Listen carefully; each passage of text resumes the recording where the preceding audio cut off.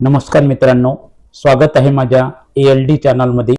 श्रोते हो, आज मी तुम्हाला एका अशा बालकाची कथा सांगणार आहे ज्याच्या नशिबात साध्या दुधाचा एक थेंबही नव्हता। गरिबी इतकी की आईला पिठाचं पाणी पाजून मुलाची भूक भागवावी लागली। एका बाजूला बालकाची निष्पाप ओढ होती, तर दुसऱ्या बाजूला आईची काळजाला घरे पाडणारी हतबलता। पण याच हतबलतेतून जन्माला एक असा अढळ विश्वास ज्यांनी साक्षात कैलासपतीला पृथ्वीवर येण्यास भाग पाडले। तर चला मग अनुभवूया बाल उपमन्यूचा हा विलक्षण प्रवास। ऐकूया शेवटपर्यंत कथा ऐका। कथेची सुरुवात होते हिमालय पर्वताच्या पायथ्याशी असलेल्या एका छोट्याशा झोपडीत। महर्षी व्याघ्रपाद आणि त्यांची पत्नी अरुंधती राहत असत। त्यांच्या घरी उपमन्यू नावाच्या एका बालकाचा जन्म झाला। व्याघ्रपाद ऋषी नेहमी ईश्वर चिंतनात असत, त्यामुळे घरात अन्नाची आणि धनाची प्रचंड चणचण होती। पण उपमन्यूचे बालपण अत्यंत निरागस आणि आनंदी होते, जोपर्यंत त्याला दुधाची चव ठाऊक नव्हती। एकदा उपमन्यू आपल्या आईसोबत मामाच्या घरी गेला। मामाचा आश्रम समृद्ध होता, तिथे अनेक गायी होत्या। सकाळी जेव्हा गोठ्यात गायीची धार काढली गेली, तेव्हा मामीने उपमन्यूला एका सुवर्ण पात्रात ताजे फेसाळलेले आणि गरम दूध दिले। उपमन्यूने तो पहिला घोट घेतला आणि त्याचे डोळे विस्फारले। त्याने आयुष्यात कधीच इतकी मधुर चव चाखली नव्हती। त्याने ते दूध घटाघटा प्याले। त्या दिवसापासून त्याच्या मनात दुधाचा ध्यास लागला। त्याला वाटले की दूध हेच जगातील सर्वश्रेष्ठ अमृत आहे। मामाच्या घरून परत आल्यावर उपमन्यूची अवस्था बदलली होती। तो आता कंदमुळे किंवा फळे खायला तयार नव्हता। बालहट्ट तो आईकडे करू लागला। तो आईकडे सारखा हट्ट धरू लागला, आई मला ते पांढरं दूध हवंय, मला भूक लागली आहे, पण मला तेच मामाच्या घरचं दूध हवंय। आईची घालमेल होत होती। आई त्याला समजावून सांगत होती, बाळा आपण ऋषी आहोत, आपल्याला जे जंगलात मिळेल तेच खावे लागते। पण उपमन्यू लहान होता, त्याला गरिबी समजत नव्हती, त्याला फक्त दुधाची ओढ समजली होती। तो रडू लागला, जमिनीवर लोळण घेऊ लागला। मुलाचे रडणे पाहून आईचे हृदय पिळवटून निघाले। तिने घरात पाहिले, तिथे गायीचे दूध तर सोडाच, पण साधे ताकही नव्हते। मग तिने एक कैविलवाणा प्रयत्न केला। तिने थोडे पीठ घेतले आणि एका पात्रात पाणी घेऊन त्यात ते पीठ कालवले। ते पाणी दुधासारखे पांढरे दिसू लागले। तिने उपमन्यूला जवळ बोलावले, डोळे पुसले आणि म्हणाली, हे बघ बाळा, मी तुझ्यासाठी दूध आणले आहे। उपमन्यूने आनंदाने ते पात्र हातात घेतले आणि प्यायला सुरुवात केली, पण क्षणातच त्याने ते खाली ठेवले। त्याच्या डोळ्यात पाणी आले। तो म्हणाला, आई तू मला फसवलंस, हे दूध नाही, हे तर पिठाचे पाणी आहे। यात ती गोडी नाही, जो सुगंध नाही। हा या कथेचा सर्वात हृदयस्पर्शी क्षण आहे। मुलाचे बोलणे ऐकून आईला रडू कोसळले। तिने उपमन्यूला आपल्या कुशीत घेतले आणि म्हणाली, बाळा मी हतबल आहे रे, मी तुला दूध देऊ शकत नाही, कारण आपण गरीब आहोत, आपल्या नशिबात दुधाचा उपभोग नाही। उपमन्यूने रडत विचारले, आई मग मला हे दूध कधीच मिळणार नाही का? तेव्हा आईने अत्यंत गंभीर होऊन त्याला सांगितले, बाळा ज्याच्या नशिबात जे नसतं ते मिळवून देण्याची ताकद फक्त एकाच व्यक्तीत आहे, आणि तो म्हणजे देवादिदेव महादेव। जर तू त्याची भक्ती केलीस तर ते तुला दुधाचा समुद्रही देऊ शकतात।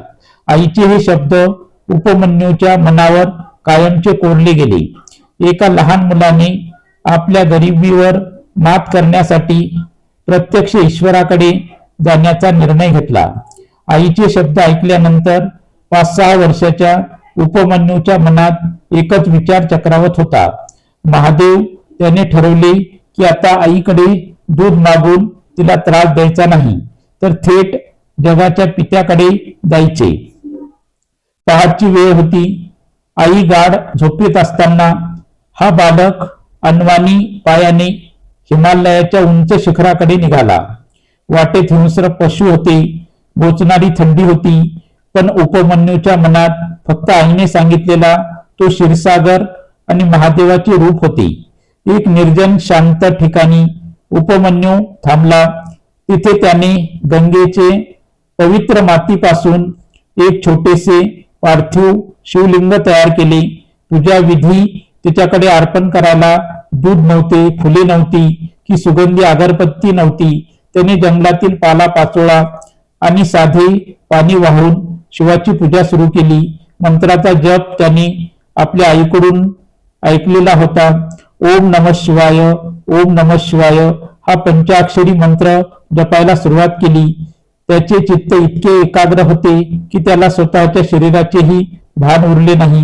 दिवसामागून दिवस गेले, ऋतू बदलले, कडक ऊन, धोधो पाऊस आणि गोठवणारी थंडी आली, पण उपमन्यू हलला नाही.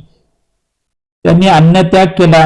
सुरुवातीला तो फक्त पाने खाऊन राहिला, मग फक्त पाणी, आणि शेवटी त्यांनी श्वास रोखून धरला. तपाचे तेज एका लहान बालकाच्या या प्रखर तपामुळे स्वर्गातील इंद्र आणि अन्य देव हादरले. उपमन्यूच्या शरीरातून एक प्रकारचे तेज बाहेर पडू लागले, ज्याने दशदिशा उजळून निघाल्या.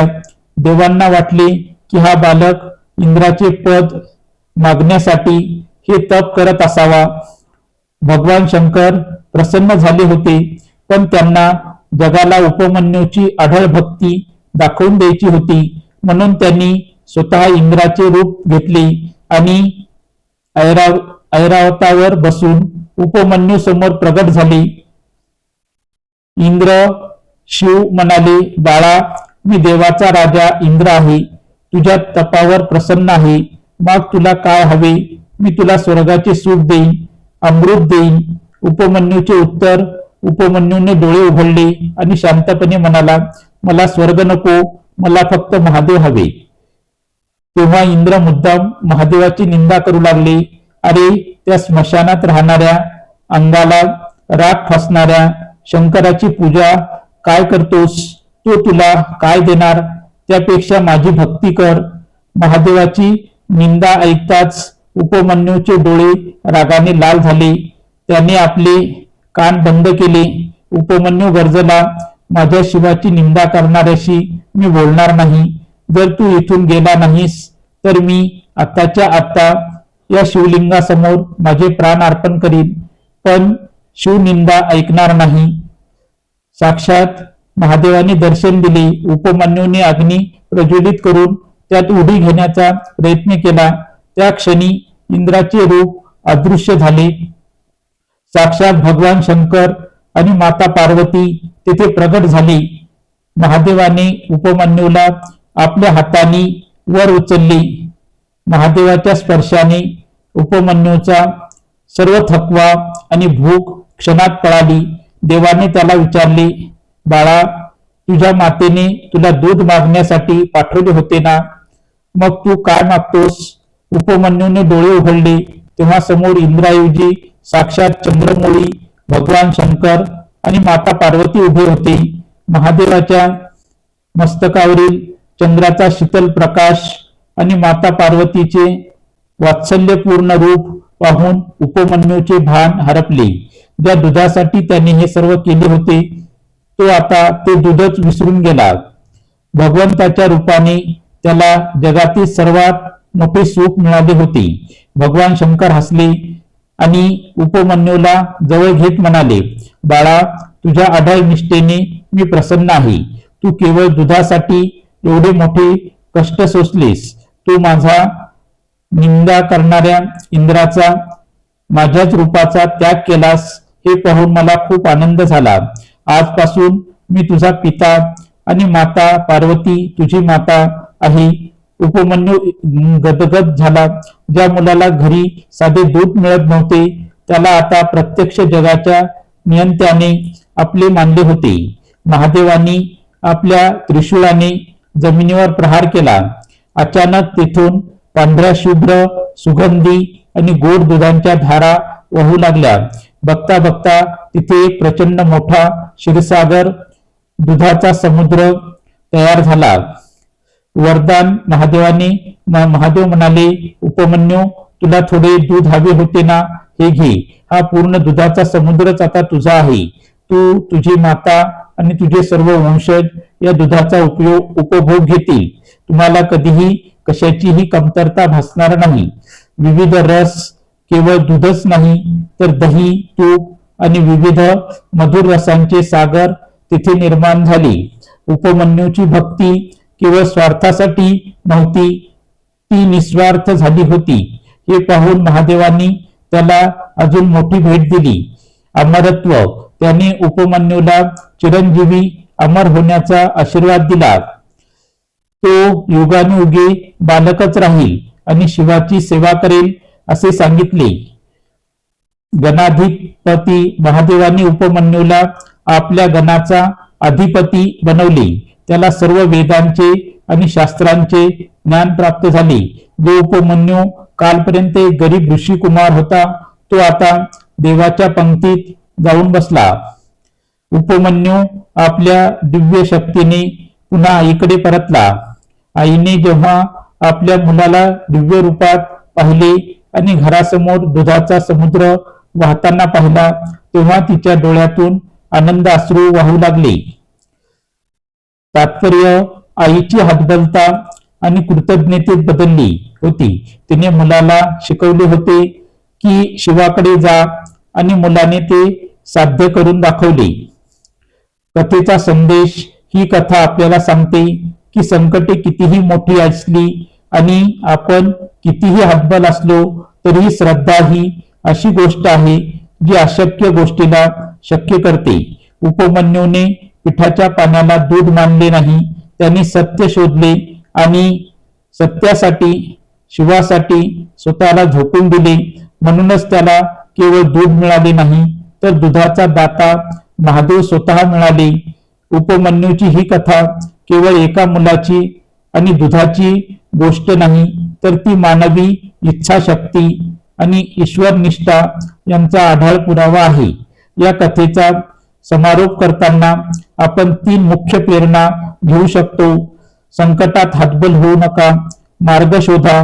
उपमन्यूच्या आईकडे दूध नव्हते, ती हतबल होती, पण तिने रडत बसण्यापेक्षा आपल्या मुलाला साधनेचा मार्ग दाखवला. आयुष्यात जेव्हा सर्व दरवाजे बंद होतात तेव्हा ईश्वराचा दरवाजा उघडा असतो. हीच खरी आशा आहे. आपली हतबलता हीच आपली शक्ती बनू शकते. जर आपण योग्य दिशेने प्रयत्न केले तर बालकाची निष्पाप जिद्द, उपमन्यू लहान होता पण त्याचा निर्धार हिमालयासारखा आढळ होता. मला दूध हवे आहे आणि ते महादेवच देऊ शकतात, हा दृढ विश्वासच त्याला ईश्वरापर्यंत घेऊन गेला. आपणही आपल्या ध्येयावर अशीच एकलव्य किंवा उपमन्यू वृत्ती ठेवली तर जगातील कोणतीही गोष्ट मिळवणे अशक्य नाही. परीक्षा घेतल्याशिवाय फळ मिळत नाही. महादेवाने उपमन्यूची परीक्षा घेतली. इंद्राच्या रूपाने प्रलोभने दाखवली आणि शिवाची निंदा करून त्याचे मन वळवण्याचा प्रयत्न केला, पण उपमन्यू डगमगला नाही. जीवनात जेव्हा आपण यशाच्या जवळ असतो तेव्हा अनेक अडथळे, परीक्षा येतात. जो या अडथळ्यांना न घाबरता आपल्या तत्वावर ठाम राहतो त्याला क्षीरसागर सारखे अभूतपूर्व यश मिळते. उपमन्यूच्या कथेचा सुगंध आजही आपल्या मनात दरवळतो, कारण ही कथा सांगते की पात्रता नसतानाही जे प्राप्त करून देते त्याचे नाव भक्ती आहे. पिठाच्या पाण्याचे दूध व्हावे ही सामान्य इच्छा होती, पण त्या इच्छेचे रूपांतर शिवप्राप्तीत होणे हे केवळ श्रद्धेमुळे शक्य झाले. ज्याप्रमाणे उपमन्यूला त्याच्या गरिबीतून मुक्त करून महादेवांनी अक्षय ऐश्वर्य दिले, त्याचप्रमाणे आपणही आपल्यातील दोष आणि उणिवा दूर करण्यासाठी श्रद्धेचा मार्ग धरला पाहिजे. श्रद्धा आणि सबुरी असेल तर दुधाचा थेंब शोधणाऱ्याला दुधाचा महासागर मिळाल्याशिवाय राहत नाही. ही कथा आपल्याला जर आवडली असेल तर कृपया माझ्या चॅनलला लाईक करा, शेअर करा. चॅनलवर जर नवीन असताल तर चॅनलला सबस्क्राईब करा. ही कथा तुम्हाला कशी वाटली ते कमेंटमध्ये लिहायला विसरू नका. कमेंटमध्ये हर हर महादेव लिहा. सर्वजण आपल्या तब्येतीची काळजी घ्या. पुन्हा भेटूया नवीन कथेसह. तोपर्यंत नमस्कार, धन्यवाद, नमस्कार, जय हिंद, जय